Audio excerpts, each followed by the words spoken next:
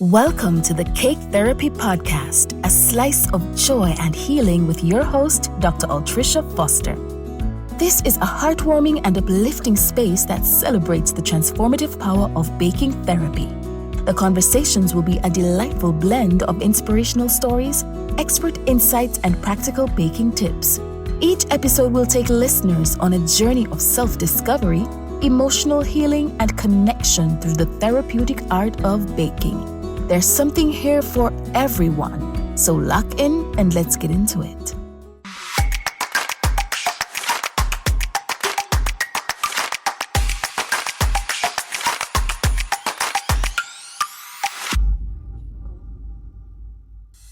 Welcome back to the Cake Therapy Podcast with me, your host, Altricia Foster. Today's guest is a friend of mine. Titi and I have been friends for years. Since, we were in the DMV, which is in Maryland, and she since relocated to the other DMV. So Titilayo, Adelayo, she is the driving force behind Yummy Tecture. This is a catering company, formerly in Maryland, now out in Dallas. And I'm excited to talk to her. Titi's influence comes from the architectural world, and it shows up in where she started and where she now is. In terms of her culinary art journey. I'm excited to chat it up with her because we don't really get to talk anymore because, of course, life is lifing. But I know that she's doing big things out in Dallas. So I'm really excited to dive in. I'm really excited for you guys to hear Titi tell you her story of being an immigrant, migrating from Nigeria to Maryland, talk about her life in Maryland. And, we're interested to know why she moved to Dallas. So I'm looking forward to that conversation. I love her. I know you love her too. And I can't wait for you to hear her story. Welcome, my girl, Titi, to the show. Hi, Titi. Welcome to the Cake Therapy Podcast. How are you, Tricia? So nice to see you. You made my day to get your email. I'm so excited. Yeah, really. I'm excited. And when Stephanie told me you were up, because you know what? I've had you on my list for a long time. I'm like, I need to talk to Titi because Titi does so much. She has this architectural background, and yes. I want girls to hear from you. And I'm excited. We've been friends for so long. Yes, and I'm excited to dive into this 45 minutes to an hour because I don't know that we've spoken for 45 minutes to an hour. Not really. Unless we're ranting about cake tables back in the day. Yes. But no. Yeah. I know. So just welcome to the show. I want you to feel as relaxed as possible because, this is a safe space for you. Earlier in your intro, I was telling our listeners that I've known you from the DMV struggles. Now you've moved to Dallas and yada, yada, yada. And I'm telling them that, just like you, I too am a migrant, right? I've told them that you're Nigerian and you moved to the DMV. Yes. But before we start talking about the journey from our home countries to where we landed in Maryland to where you are now in the other DMV, me in Minnesota. Yes. I want to know a little bit about your childhood memory growing up in Nigeria. Yes. And any profound culinary experience that you had as you were growing up. Okay. So my name is Titi Adelayo. I'm Nigerian, obviously. It's fully Titilayo Adelayo, but every Nigerian has a short form of their name. So everybody calls me Titi. I am owner and cake architect at Yummy Tecture. I own a storefront bakery in Frisco, Texas. And I think that's basic bio about me. I love to share my cake experience. I love to share my architecture journey, I think my culinary background in general. And I enjoy talking. I do a lot of school, what do you call them? The career days, because most times it's like a fireman or a realtor or a lawyer, or so every time they hear that a cake person is coming, like a baker, like the kids are so excited because it's new to them. And then, you know, I get to share my background and my experience, obviously transitioning from architecture to cake. It helps them understand that even whatever you want to do in life, even if it's to be a YouTuber, even if it's to be a dancer, whatever it is, education can play a good part in it, right? So that your passion and your profession works together. So growing up, I am the last born of 5 kids. My oldest sister is 19 years older than me, so there's a huge gap. Yes, she could be my mom, but if you see us together, like, you'll be like, are you older than her? Like, yeah. So I had 2 sisters and 2 brothers. I lost one of my sisters, the one that was right before me. She passed away right when I got to the US, like before I got to the US. So when I got to the US, it wasn't really a happy moment for me. It was the transformational part of my journey, right? So when I was growing up, I loved everything food. I could cook for multiple people at 11. Like, it was just my comfort zone. Anytime there was party, to me, it wasn't about the eating. It was more about like hanging out around the caterers and anything that had to do with food. But again, I am Nigerian, so, you know, to properly have an education, you should be a lawyer, a doctor, an engineer, you know, like, do something. Yeah. So, like, you know, you want that thing that when you go to your, like, when parents take you out of there, introduce you, you know, like, this is my daughter, the lawyer, both my brothers are engineers. So it's like, you know, when they kind of introduce you, it's that, that strong thing. But so when I was graduating high school, I had planned, like, I couldn't tell my dad that I was going to culinary school. I didn't even know what it was called. So, and I didn't like want to like go straight up and say I want to cook. No. So I thought about food technology or food engineering. I don't know what they did. I didn't know what it was about, but I thought if I packaged it that way, then it would look more, you know, like in Nigeria we call it gengeng. It would look more like So I was like, that's what I was. My dad saw through me. He saw through me. He was like, thecakether, meaning like you want to become a caterer, like, and caterers are like, you know, people that just like, you just hire them and come, you know, they're not professionally trained. They're just good cooks and stuff like that. So I'm now like, that's not going to work. But anyway, a little bit after that, I was trying to like go to university. I started university actually in Nigeria. I went to University of Jos, and then a little bit after, there was this 2-year strike, and then it was time to go to America. My dad was like, you know, you just need to go. Your mom's been trying. So my mom was here at that time. She was trying to get me here. So I came and I lost my sister. My sister came to Nigeria to encourage me, like, go through this stuff. So I lost her as soon as I got to the US, like before I came here. So it was really a trying time for me, like the one reason that encouraged me to come. So when I got here, I got settled, obviously. And then while I was going through her things, I was like, this is just too much to put away. Let me help her finish this dream. She was doing architecture at UDC. It's in the District of Columbia, so Washington, D.C. And she was on her way after 2 years to go to Howard, to do architecture. Now, my dad is an architect. My dad went to Harvard. He went to Howard for undergrad and he went to Harvard for grad school. So he's like top-notch architect, right? So he was so happy that his daughter was doing architecture. And now she passed away in an accident. And so I was like, I'm going to finish this dream. Like, why not? I still have time. I'll go to culinary school later. I'll go do food later. Yeah. So that's where I started. And then I decided, you know, I'll start. I went to her school. They were all very welcoming, the professors, the students, like everybody that knew her was willing to help, her friends and everything. So it was really like very accommodating environment for me to just start.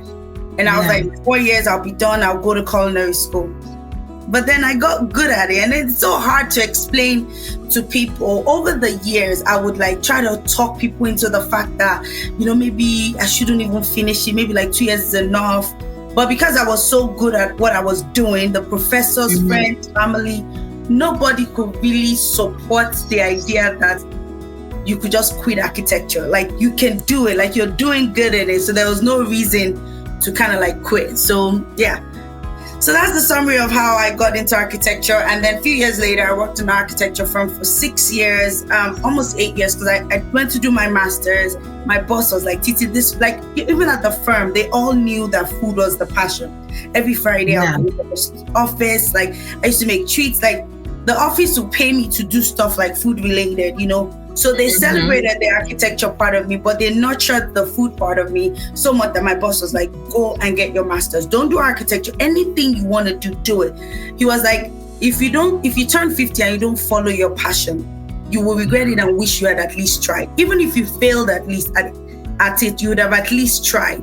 So when he told me that, he was like, the day you graduate, if you don't find a job in whatever field that you end up choosing to follow your passion in, I will hire you back the same day. Obviously, what did I do? I finished. I went back to all this studio architect, like, you know. So I'd spent another almost 2 years, but by that time I was married, so I had to move. So that was just this transition from architecture going back to Johnson and Wales, which is a culinary school. I just wanted to be around culinary students, but I didn't do culinary. I did a master's program. So after that, that was like wrapping up of all architecture and business and all of that. And when I was in culinary school, when I was at Johnson and Wales doing my master's, they offered me a scholarship. It's and I tell young people this all the time, there's no reason to pay for undergrad if you can like hustle for as many scholarships, as many, like, even if all different companies are giving you, or different organizations are giving you $500 for being female, for being black, for being anything, for being smart, for writing something, do it. Like, work for the university is my advice for grad students, because there's normally no grants for grad school. So I worked for the university. They gave me free housing, free food, free transportation, like all of that.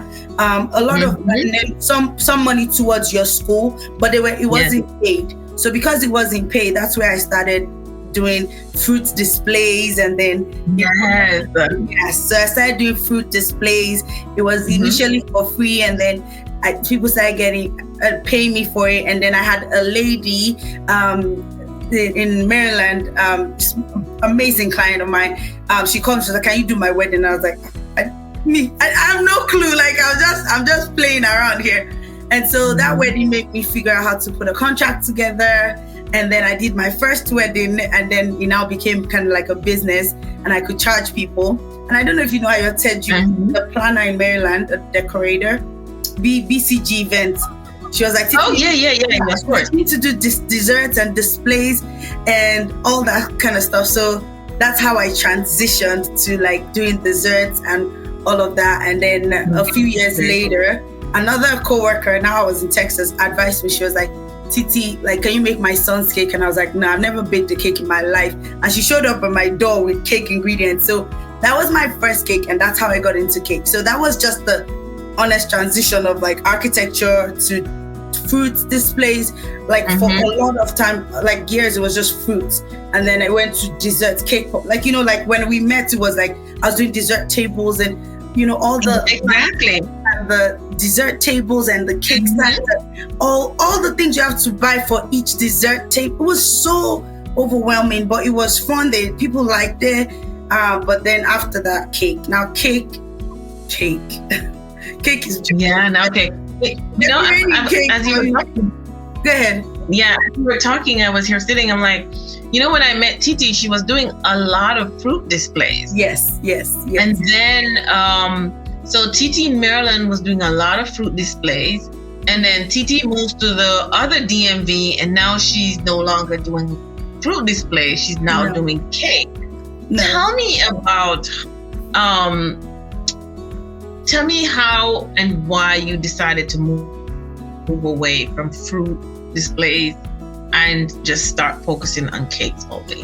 Again, I don't think I moved. I think the market moved me. I think when I got to Dallas, most people didn't know I did fruit displays.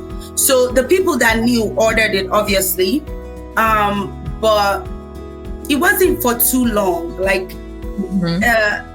the treats, I had a planner, Nike, and she used to order the treats. Like, she used to order like cake pops and cookies. So I did that for a while. And I think by the time I got to Texas, it wasn't much of fruits anymore. At that point, it was more of those tiny desserts, like sugar, like treats and treat tables. However, at this point, I had Nike, and Nike, I forgot the name of her business right now. I'll remember it, just skip my brain. But she would take the desserts and then she would display. So the way they order things in Dallas when I got here was you were the treat maker, and then there was a dessert display maker. So like the person that did the display was separate from the person that did the treats. So people like Virginia, people like Nike, they would order, mostly Nike, they'll order the treats from me. They'll pick it up or have it delivered, but they will do like the backdrop, the setup, all the display, like, so it was separate. So it was like, they used to call them like, oh God, but anyway, it was like kids, kind of, there was a name for it. So they'll order the balloons, do like all the backdrops, they'll order, so they'll do the dessert table. I just provided the treats. And they order the cake from somebody else. It was just like that. That was norm. And you know, there are people that did it all, like, you know, like you and Dura did in Maryland, where you did the whole setup. But here it wasn't like that, at least in my experience. So I did that for a while, but those things can be very time consuming. So when I got introduced to cake forcefully by my coworker, I tried it. I started doing it a little bit at a time, and then people started finding out, and then I started doing more of it. And up to now, where last week I did chocolate covered Oreos and cake pops for somebody. Now, for me to do them, I don't advertise, I don't show them. Then cookies, I would recommend you immediately to my friend Tola. She owns the cookie culture. Immediately, like, I have like a whole wall in my bakery that's cookie cutters. I wish I did this at the bakery so you can see, but I don't do them as much anymore. So this weekend and the weekend before, I would do 1 dozen of something so intricate for 2 hours. And I could have done 4 cakes in 2 hours. Yes. Like the speed I have with cakes now, I can do a wedding cake in 1 hour, 3-4 tiers, 1 hour. Yeah. I'm a ganache girl, so everything flows through. There's no putting in the fridge and coming back. Everything is done like quickly. So basically, transitioning to cake, I enjoyed it. You could do more of it, and it wasn't so time consuming for me. Yes. I mean, obviously, some cakes are. Like wafer paper showed me a few weeks ago. So some cakes are indeed quite time consuming, and I do agree with you that these little treats and the intricacies that are involved is really like mind boggling. Like, I don't do it like you, I do them, but I don't post them, and then I don't take separate treat orders. It has to be combined with a cake or something. I'm not gonna do your 12 days unless it's one of my oldie but goodie clients, you know, that I've been serving for a long time, and I would take like a small order like that. Do you think it's rude? Oh God, this is just in my head, but for the longest time I've never been able to ask anybody, but for bakers out there, do you consider it rude when somebody tells you, I ordered my cake already, but can you make me like cupcakes or Oreos or cake pops? Of course. I'm like, let them make your treats. Yeah. I thought it was just me. Sometimes I would say yes, but I just think it's like it just doesn't make sense to me. But I've done it. There are times that I've done it. Most times now I'll just say, I'm so sorry, I'm booked, because in the custom cake shop environment, it's a different world. Like I recently wrote a book, and you know, I've been trying to do like I've been trying to do a lot of things. Like, girl, I've been so like busy, and I really, my goal, like my new goal, and I really want to like start with like live and like lecturing people about this. My new goal is, a lot of us, God has brought us so far in this business, and I feel like the cake business is not eternity. It's not forever. You need to know your frame, your time, your tenure in cake world. You cannot feel guilty when your body is telling you, I'm done with the 12-hour days, 16, 18-hour days, 24-hour. I'm done with it. I'm done with the sleepless nights. I can't handle all these things you've been doing to me over these years. Your body is like, no, my legs, my arms, my back, everything. Like, you need to know that, yes, you need to know you have a time. And so I feel like a lot of transition. So like now you're doing cake therapy, you wrote your book, you did all these things, you're impacting lives in your own way. I feel like a lot of us, after heavy caking, we need to transition to something else. And if you don't recognize that is true, look at other cake artists that have done cake so much, and then all of a sudden, like, you don't see them in the cake world. Maybe now they own a bread bakery, or maybe now they own a school, or maybe now they're teaching all over the world. They transitioned. And so our business can morph into something else. You can pivot into something else. And my goal really is just to explain and to encourage people that are trying to open a bakery, a storefront. Home baker, how to be a home baker, there's a million YouTube videos about it. You don't need my advice. But if you're trying to venture into the storefront, it's called Oven to Open. It's a comprehensive guide basically to opening a storefront bakery. And I feel like there's so little information out there. There's so little knowledge, but there's so much to. So basically, my idea is that you need to do your research. Do your research. You need to reach out to people that have opened so many cake stores that have closed down. Like, opening a cake storefront is not like any other restaurant. The cake is you. You are the cake. Like, if you hire people, it's still you. You can't train people, because even if you train them, one day it's not their passion. I've had an employee told me before that, but this is not my passion. She said, Miss Titi, but this is your passion, it's not mine. In other words, I'm here to help you, but I don't have a passion for this thing. And as rude as it might sound, it's real. Like, it's not her passion. You know? So at the end of the day, my goal is to encourage custom cake bakers, treat makers, all the restaurateurs that want to open a storefront bakery. There is a process to this thing. Like, there is let me make life easy for you. Think about it very well. I have counted so many people that have tried to open a restaurant like, Titi, I don't think I'm ready yet. Be very, very sure. Be very sure. Be knowledgeable. Do some research. I will recommend people to talk to, pick people's brains, ask them about employees, all your fantasies about what it would be like to have multiple employees. Employees will humble you. You have 21 cakes and people will cancel on you. You better be ready to finish your 21 cakes, tiered or not, because the client does not know that your staff did not show up. Do you understand? Yeah, people are like, oh, I'm just going to get a realtor. No, you don't just get a realtor. You drive around 5 hours a day for weeks by yourself, because most realtors are residential realtors and commercial realtors are there, but they're harder to find. And it's so difficult to find a commercial space. And even for the people to be able to reach out back to you, understanding rent. Rent is not, your rent is $2,000. It doesn't end there. It's $2,000 plus something called triple net. So triple net can be an additional $1,100 on top of it. So basically, I feel like I have a lot of people that are looking to go into the storefront world. Be knowledgeable, be intentional, be ready.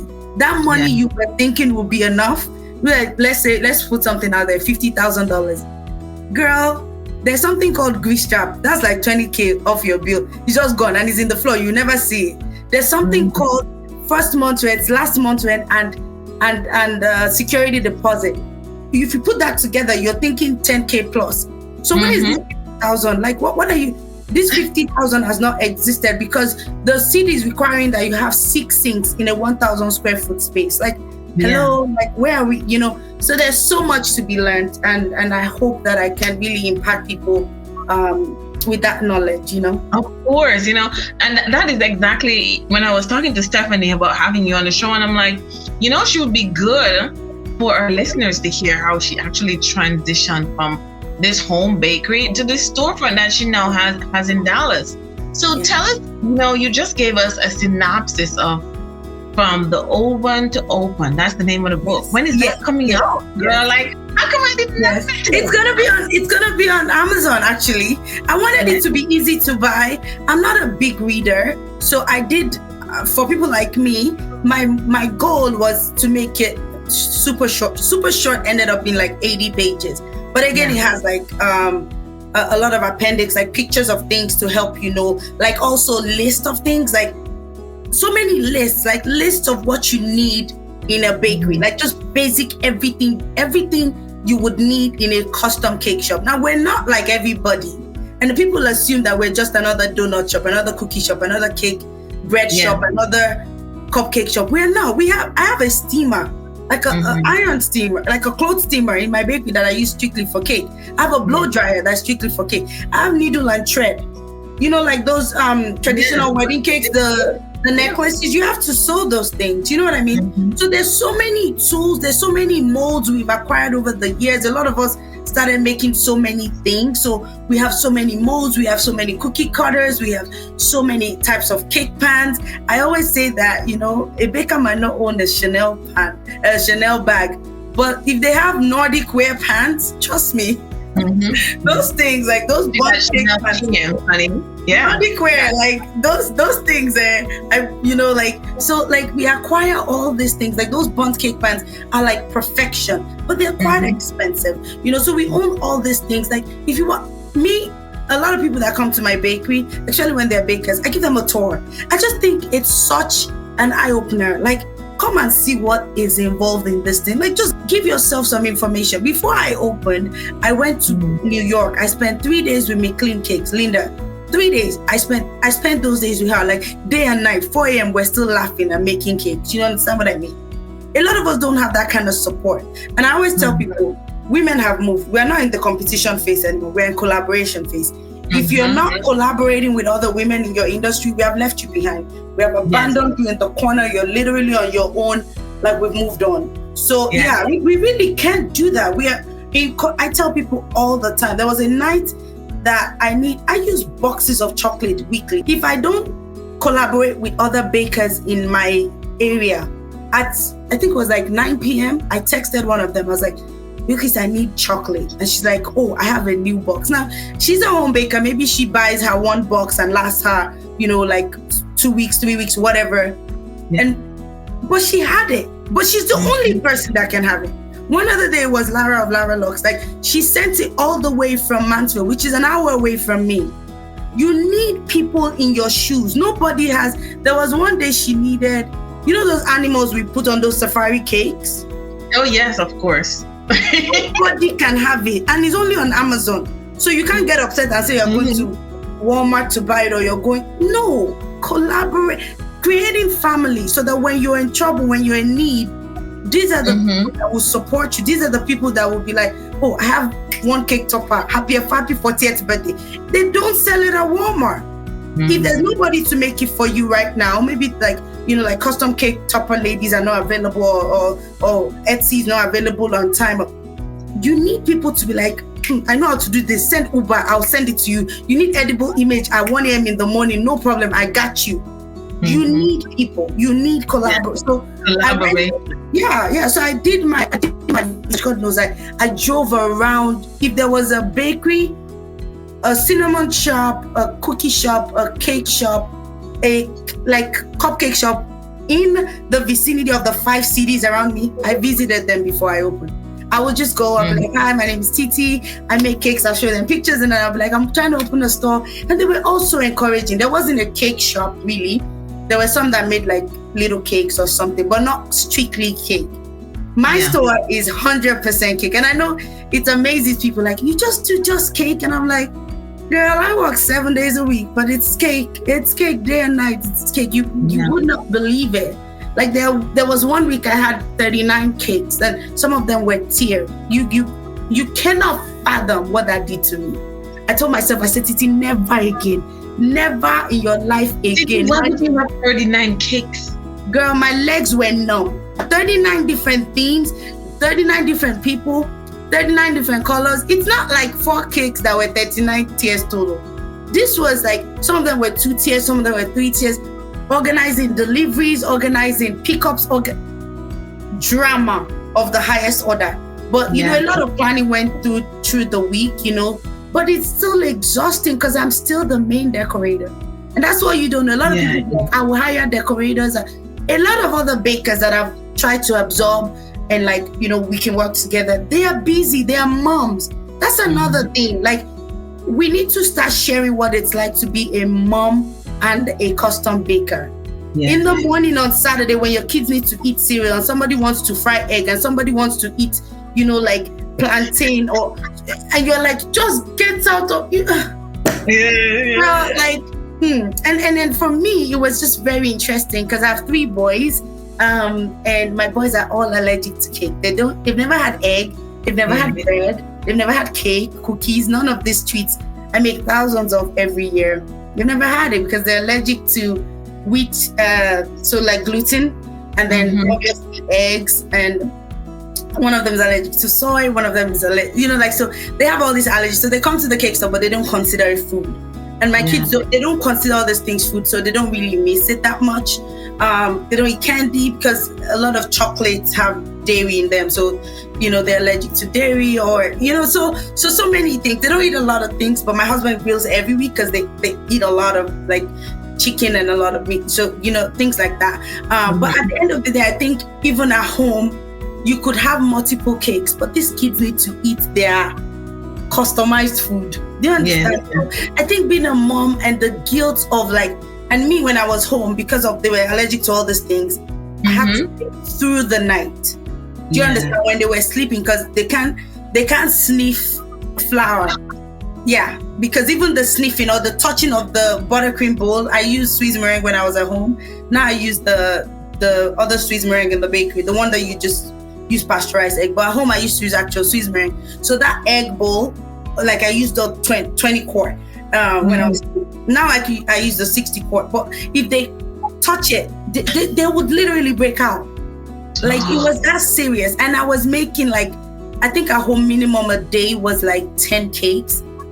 10 different events. So it could be multiple tiers. So, you would bake over 100 cakes to make all these cakes. And then people will still buy on frosted, because I'm big on frosted cakes.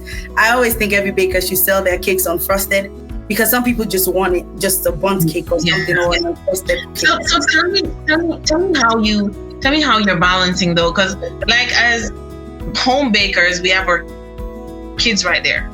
Yeah. Now you have a storefront. You're out of the house. How are you balancing that? Because I know that when I'm a home baker, but at the same time I had a 9 to 5, and I was out of the home, and it's hard with 2 young kids.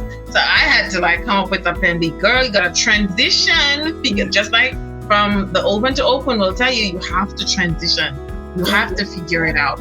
So my office, I have an office in my house. I do everything out of it, right?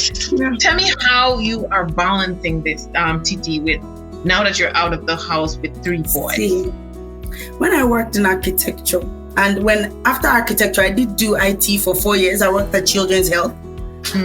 Everywhere I've worked, I feel like there's always been this thing in the air they call work-life balance. Yeah. The cake industry we didn't get that memo. It doesn't apply to us. Yeah. We're not in that. There is no way. Let me explain what I mean. I always tell people that say they want to open a storefront or they want to expand on their business. The first question I ask is what my friend Honey Dip Fingers always asks as well is, how old is your youngest child? If your youngest child is less than 5 years old, you're not ready. I promise you, you're not ready. Guilt can kill. Guilt, mom guilt. If you have nanny at home. If you have your grandma, your uncle. And we don't have family. We've sometimes had nannies over the years, on and off. We'll have nanny for a few months, but nobody can be like you. And the fact that somebody else is constantly watching your child while you work so much, it also can cause guilt. And I know some women are strong. I watched the owner of PepsiCo. The lady, I forgot. Yeah, the CEO, not the owner, the former CEO. The Indian lady. Yes. Yeah, she was saying how the kid had a school, I think they were supposed to bring cookies or something, and it didn't need to look professional. It needed to look like something your mom made at home. She's I don't have that kind of time. It's not like I don't want to, but I cannot be in 2 places at the same time. So she found a chef at the PepsiCo. In PepsiCo, make cookies. Don't make them fancy. Wrap them in foil. Make them take it to school. This is cookie, and make it look like it's homemade. It's nothing fancy, because obviously the chef at PepsiCo knows how to make fancy. Yeah. So I am of the opinion that even a lot of women that want to come and help me at my bakery, they'll say things like, oh, Titi, I have school run. Oh, Titi, there's nobody to watch the kids. Oh, Titi, I really want to come. Like, the people that I teach, they're also people that want to mentor. And they're always like, oh, Titi, I want to, but there is no time for that. Because there's still moms of little kids. Now you transition to other moms of like the 10-year-old, the teenagers, the above that, they can also be independent of themselves. That's a different phase. But when your kids are young like mine, I have a 4, a 6, and an 8. Yeah. It's a different phase. These kids, they need you. Mine are boys, and boys are attached to their mother. So there are times I take them to a bakery that they're allergic to. And that's another book. And that book I'm going to share. I'm actually going to send that one to you probably today. So it's called Allergy Warriors. It's a story about my boys. And, there are not many books on allergies for kids. There's one that we found when they were growing up, and I used to read it every night. But it was about bugs and little bugs that had allergies. But it's just a wonderful book about, kids that had allergies but love to be in a cake store where they're allergic to everything and the mom makes all these cakes. You know what I mean? So at the end of the day, I just feel like I have to, sometimes I'll take them there, we're closed on Sundays, but I still have cakes too. So I'll take them there. Sometimes I'll leave work early and then go back when they've gone to bed. Many times I'll leave work early so I could spend time with them, but it means an all-night shift at the bakery, and it's fine with me. And then in the morning, there were times when I first opened that, this is why I said people need to be ready. When you open a storefront, girl, there were days where Thursday, Friday, Saturday, Sunday, all I came to do at home was shower and say hello. Literally, when I say shower and say hello, it's 1 hour. And then I'm back to that bakery. I will sleep there days upon, there's so much, there's the Walmart behind me. That's another thing. Location. People, we are not everybody. We don't need crowd. We need to just bake and focus, So there's so much to learn. But anyway, the police officers knew me because obviously it was only my car that was always out at night. And there are times where my store has, a lot of security systems. So when I forgot, maybe I didn't turn the alarm off in the morning, I'm taking a cake out to a customer or to an Uber driver, and the alarm goes off, they show up and they're like, oh, I'm so sorry, it's me again. You know what I mean? So it's very weird. It's overnight outdoors, not in your house, outdoors, because you came to, you want to put them to bed. Even though my husband is sometimes, my husband used to travel a lot, but then he has a full office at home now. So he works at home partially, but still, they're so young, they need your time. So I don't think there's work-life balance. I think I just keep doing. That's how I feel. I feel like I keep juggling, trying to make both work. Whenever I have good staff, I can be like, okay, do this. One day I'll show you, maybe I can take pictures. My store, at my store, there is the double fridges and freezers. I turn them into you can do dry erase on them. So I write all notes of what they need to do. If I have more than one staff, this is all, make ganache, make 3 boxes of ganache, make buttercream, pack this up, do all these fondant details, make all these colors of names, this person's name, So I still do birthday cakes a lot. I know some bakers love to transition to wedding cakes. Some of us, man, I just love the birthday cake world. I love the joy of multiple people a day rather than the tension and the anxiety of wedding cakes. So it's just me, and I know it's weird, but I do wedding cakes. I just don't post them as much. But again, so that's it. I don't think there's work-life balance at this phase, basically. Yeah. So I'm a huge proponent for cakes and cakes being therapeutic, and cake is my therapy, and cake is my safe space. Is cake your safe space? Or is cake just business for you? How would I put it? So recently I had a friend of mine from church came to my store, and I was like, you're so creative. What do you like to do? And she told me something that was profound. She said, everything I like to do, if I turn it into business, it will become a chore. Yeah. I think that's the best answer to that. The love of my life, this cake thing has become a chore. or it's gradually becoming a chore. Yeah. It's not how I wanted it to be. But volume, the idea, when you own a storefront, the idea of just take a few orders, just only do what you can do. You have overhead. You have something called massive bills, monthly to run a storefront. So I don't think that you can just up and say, I'm not doing anymore. Yeah. So that passion, I've never had a passion for baking. That's the honest truth. Never. Okay. I'd never enjoyed baking.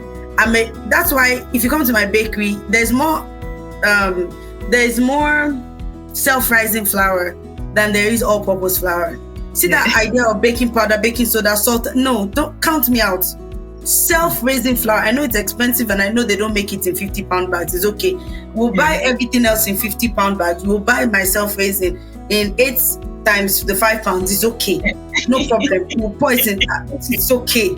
Everybody knows on purpose. Yeah. Everybody knows it though. Like if you're close to me enough, like I do so much at so much speed, but I make my life easier when I can. There's so many. Even bakers that I mentor, I'm like, what's the easiest way to get this thing done and still achieve your goal? Like so let's focus on that. So at the end of the day, I feel like baking has not been my thing. I have to do it. It's the decorating that I truly enjoy. That's my passion. I'm an architect, so I design things. I enjoy designing. The happiest you can see me, and obviously the most anxious you can see me, is a Saturday.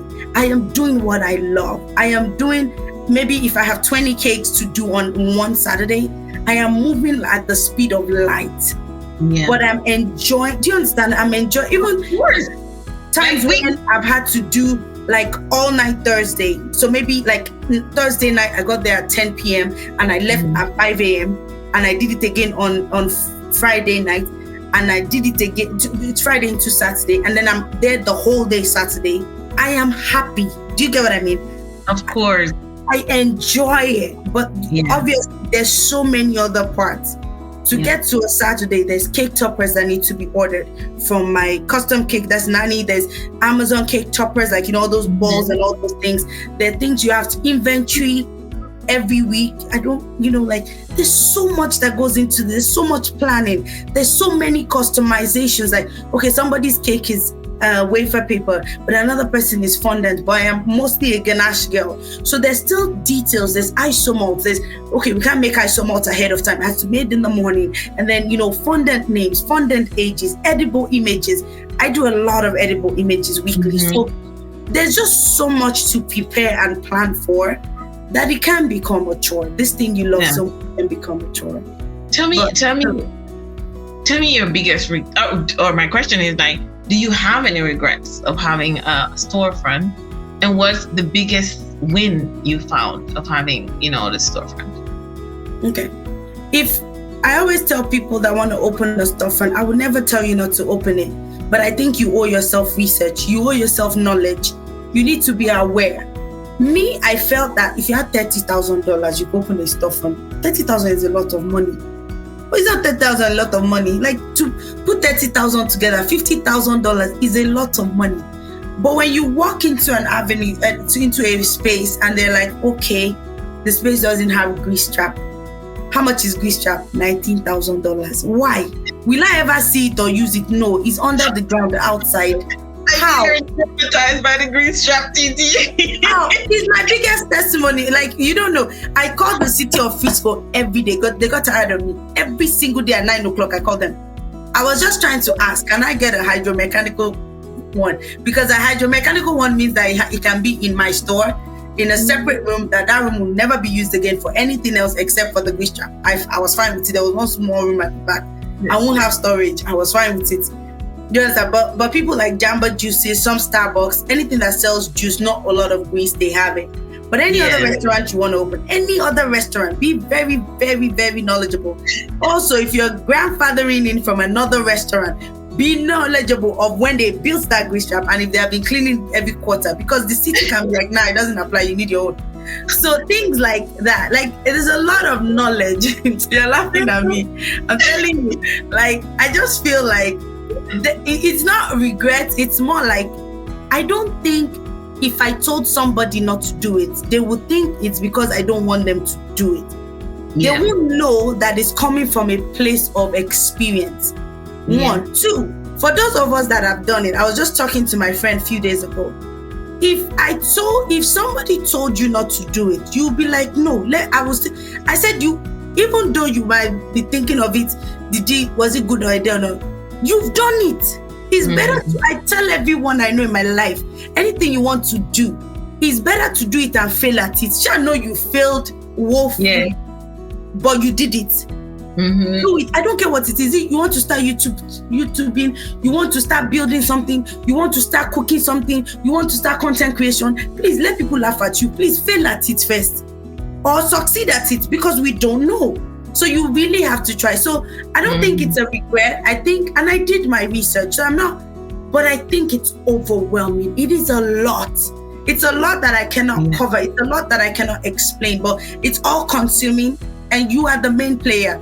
All the restaurant owners around me, they visit me once in a while. I see them maybe like every few months, I'm there every day. You are the cake, you are the cake is you. You like Vusi. I listen to Vusi Tembekwayo, I don't know if you know him.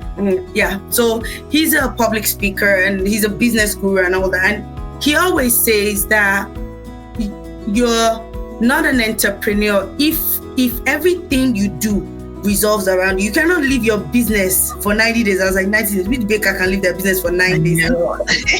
Your whole business will shut down.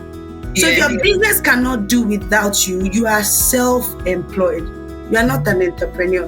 Meaning that you are you are employing yourself to do it. Simple. That's just the way he explained. And really that is what it is for most people in our world that open all over the world. I've talked to bakers all over the world. They might have staff, and in places like Nigeria, I've visited a lot of my baker friends in Nigeria. They might have multiple staff, but for the most part, they are there. They are there. The cake is you. You know what I mean? So really not necessarily regrets. I think awareness is how I'll put it. I'm more aware. However, I've been able to reach a lot more people. There are people that come into my store and just be like, thank you so much for opening the store. In my neighborhood, I live in Frisco, and I think it's predominantly Caucasian, and people come to buy the treats like cake and cupcakes. But again, predominantly my cake orders are still Africans. Because for some reason, and I don't know if this is it's true for me. Let me just say it that way. I feel like Africans are more likely to pay $200 for a 6-inch cake every year for their child, even up to a $400 cake for a 4-year-old, a 5-year-old, even up to a $600 cake for a 10-year-old birthday. I don't think all cultures do that. Some cultures are just fine with their, 2 dozen cupcakes or a Walmart cake or a Kroger cake. Some cultures cannot fathom that you spend that much on a Mickey Mouse cake. Whereas in our culture, and I've passed the stage of using money to chase people away. They're like, it's expensive, fine, I'll pay for it, but this is what I want. So, so at the end of the day, I feel like I've been able to reach people. I've been able to be a solution to many people, both bakers and also to customers where nobody can make that design that they know. Not that there are no bakers that can, but that they don't know. Or they need a last-minute cake. I do last-minute cakes a lot because obviously I bake more than I need on Thursdays, so that on Saturdays, if you need a 1-hour cake, we can have it ready for you, and it can still be customized. So when people say things like hire people to do it, please be very understanding of the fact that I am a custom cake maker. I am not a generic cake maker. If you go to a generic store where they just pipe, drip, everything is the same, you just change name. I could do 200 of those in a day now. Let's do business. Easy. But that's not the world we are in. That's not the world. So we talk about Titi the entrepreneur and the life of opening a storefront. But we briefly touched on the book. What's next for Yummy Tecture? I think every time I try to transition from making cakes, it's not there yet. I still have a ton of clients that I serve, and I feel like I've actually taken a break once where I was referring all my clients to other bakers, and somebody was like, your clients are going to run away. Didn't really matter. At that time, I was burnt out, and I was trying to open my store, so I wasn't really bothered about anything. But fortunately for me, I feel like every client still came back, and it was just fine. And the business has really grown. So, but I just feel like teaching, mentoring, coaching, those kind of things are the next phase for me. I have a lot of resource to help people get to where they want to get to in the cake world, you know, especially commercial sales of cake, you know. But I think in general, just helping mothers with younger kids. I know that a lot of people have come to my store, and a lot of my baker friends that are hearing this are still going to say, I always tell Titi, I don't know how she does it. This same term of Titi, I don't know how you do it. Even me, I don't know how I do it. Like, there's so much that goes on in my week. So it's not norm. And Cakes in Nigeria already told me that Titi, it's not normal. Like, you know, there are graces that are graces given to some people to be able to do what they do, but it's not, it doesn't mean it's normal for us to push ourselves that much. So having said that, I feel like coaching and teaching, and there's so many people that have asked me for cake classes. I just haven't had the time. That's the new, that will probably be the best phase, the best transition of my business. When is the book coming? Very soon. I don't know. I didn't know covers were a lot of trouble. Yeah. I didn't know like making a cover, like explaining the cover, the concept of the cover, and multiple people multiple creative cover makers not understanding it. So as soon as the cover is updated, it already has a cover. I just want to do an update, but very soon it will be live. And there's also like I was saying earlier, I don't read a lot too. I listen a lot, so an audio version of it will be the best for a lot of people. So while they're driving, I listen to your podcast a lot while driving, like driving, and then like when I've done that, there are some of your podcasts. I know Stephanie sends them to me, and I'm like, oh, trust me, some of them I've listened twice and 3 times before now. Like, so I know, like I listen to them a lot, and some I'll listen over. And then Portia Kimball's podcast, I also listen to. Baker's Business, like a lot of podcasts, and then books. I will do audio instead of like virtually, like actual reading. I know some people like the physical books. Do you have my book? I have an audio version. Yes. I have an audio version out of my book too. You do? Oh, cool. That's amazing. Me, I don't mind listening to things over and over. I would definitely download and I'll put when this goes live, I like to put the website on my page so people can donate. I just did it this morning. It's so easy. Like to donate, to donate. Like, I think a lot of people see what you do, they know what you do, but they don't. We miss the donate part. You need to donate to support the project. No, you missed the donate part, but they should donate, support the work that I'm doing. We also have an app. We have an app out, which is ready. I know that we just launched it last week into this week. So we have some exciting things. I have another book coming, but that's for another conversation. So I'm really, really excited. Before you go though, our listeners are asking, well, I want to know, like, you bake 39 cakes a week. Do you pause to eat any of this cake? Do you eat your own cake? I've never been a cake person. I make chunky cookies now. And there's one, the one we sell the most of is called a chocolate chip coconut cookie. I'm a coconut fan. I'm also a dough girl. I'm not a cake person. Chocolate. Remember when we used to do treats? All that chocolate, Never went in my mouth. I'm not a chocolate girl. I'm not a cake girl. I'm not a buttercream girl. I'm not ganache. They're tools of the art. Yeah. However, I'm Nigerian. Meat pie. Yeah. Like puff, like cookies, chocolate chip cookies, like warm chocolate chip cookies, or this chocolate chip coconut cookie that we have in our store. I'll eat one of those. But again, the intensity of being in the bakery. Yeah. I know this is not healthy, and I know a lot of bakers go through it, so I can say it.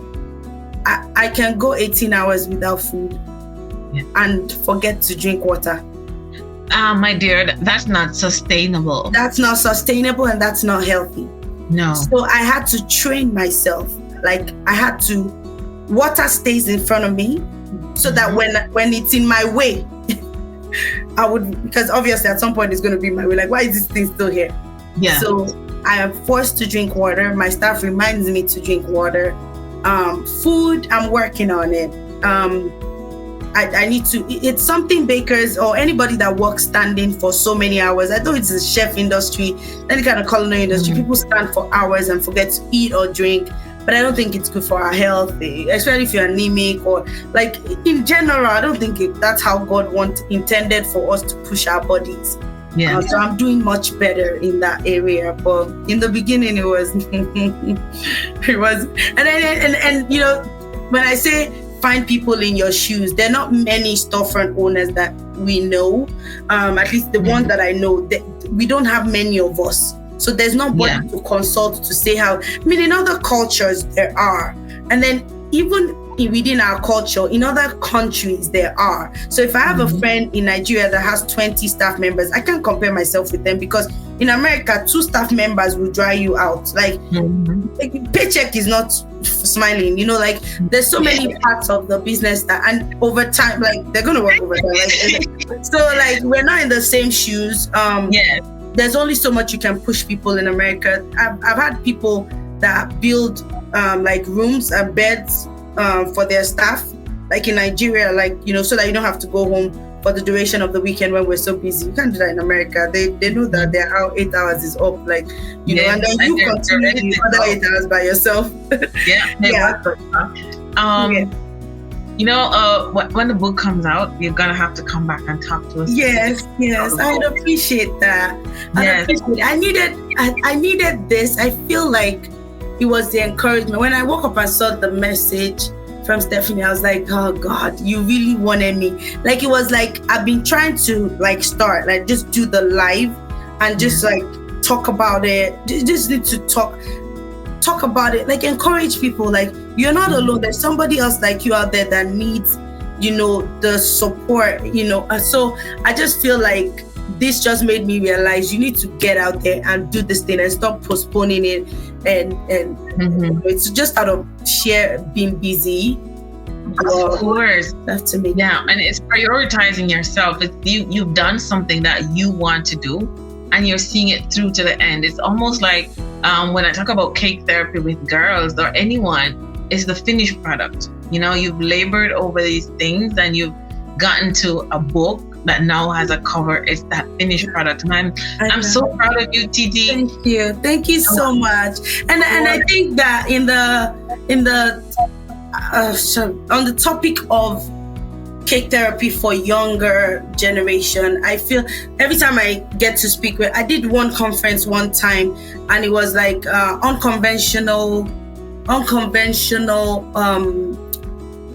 careers in a conventional world. So in a conventional world where your parents think you need to do this, and these are 3 people that went to school. One went to architecture school, one went to law school, one went to accounting school, but now one is a chef, one does tutorials, and one does cake. So we were able to talk to children, and we're able to talk to their parents, like nurture whatever your kids want to do. The days, AI is a thing now. The days of saying you must do this, you must do that, those days have passed. I went to school with someone whose parents wanted him in medical school. He was the best architecture student we had when I was at Morgan State. The best. Like, he was so good. but he could have been in medical school and hated it. You understand what I mean? So I feel like every kid that is out there and saying, I want to do something unconventional and my parents might not be happy, I think every parent just wants you to be comfortable. I think ultimately education is very important. However, they want to know, I always tell people, like, even if it's YouTube, I use YouTube as an example because a lot of parents don't see content creation as a path of like, but when they see that you're doing YouTube videos and you're getting $200 check, $300 check, $120 check, $600 check, $8,000, they're like, this is business. So then $4,000 check, $8,000 check, they're like, look at this thing. It's a bit, like, she's independent. She's making money. He's making money. You understand? So most parents' fear is they want you to be independent. They want you to be comfortable. And that's why we pursue all these other degrees. So I think there's no argument between your parents and you. I think just show them. Show them. I did architecture. My parents wanted me to be an architect forever. But I'm glad they got, even my dad before he passed, I'm glad he got to see my cakes. And one day he woke up, he was like, my dad would always wake up early so he could come and help me. Like, there's nothing he could do, but he's an architect, so he could look at things. And he came downstairs one day and he was like, wow, this is architecture. Sis, that was the best statement that could come out of my dad's mouth. Like, I was so happy. It felt fulfilling that he can see that it is still edible architecture. Like, this is what I do now. You know what I mean? So I think that whatever you learn, let your profession never lose your passion. Keep nurturing it. If it's dance, start teaching kids how to dance in like the dance schools around you. But still get that education if you can. And if education is not your path, please, there are people out there that have made it good and there was no education involved. So that's always my encouragement. There's always a place for passion and education. I'd never taken a cake class in my life, but I think that architecture helps. The structure, the finesse, the fine lines, the details, the colors, the mental capacity to build something structurally sound. It's from that part of my life. So thank you so much, Miss Titi Adelayo. She makes edible architecture. So she's the owner of Young Tecture. I loved having you on. You're going to come back and talk about this a little bit more. To our listeners, I hope that you enjoyed this conversation with Titi. She now has her storefront out in Dallas. She's a friend and I'm a fan. She's the girl who I can text in the morning and she'll respond and tell me how to get my topper on. I love you. Thank you. Love you more. I'm very grateful for being a guest on the Cake Therapy Podcast. This has been a slice of joy and healing for me. I want to encourage our listeners to continue to listen and subscribe to the podcast. Continue to donate, like Titi said. It's very easy. Donate to the work for the girl and the work of the girl. If you also buy us a coffee, that goes to the girl as well. Thank you all for listening and follow us on YouTube. Subscribe everywhere you get your podcast. Thank you. This has been the Cake Therapy Podcast. I'm out. Thank you, Titi, for joining us. Thank you. I need to take a picture. I don't know how to do this. So my face is not going to show in my picture. Thank you so much for having me. I really appreciate you. Thank you for the work that you do. And I hope that more of us learn about the work that you do and that we support you and will support the people in that benefiting from what you're doing. Thank you so much, Titi. Have a good day. Say hello to Stephanie. Thanks for organizing this. Of course, I definitely will. Say hi to Stephanie for you. Thank you for joining us. Thank you for tuning in to the Cake Therapy Podcast. Your support means the world to us. Let us know what you thought about today's episode in the comment section. Remember to subscribe wherever you get your podcast. And if you found the conversation helpful, please share it with a friend. Also, follow Sugar Spoon Desserts on all social media platforms. We invite you to support Cake Therapy and the work we do with our foundation by clicking on the Buy Me a Coffee link in the description or by visiting the Cake Therapy website and making a donation. All your support will go towards the Cake Therapy Foundation and the work we are doing to help women and girls. Thanks again for tuning in, and we'll catch you on the next episode.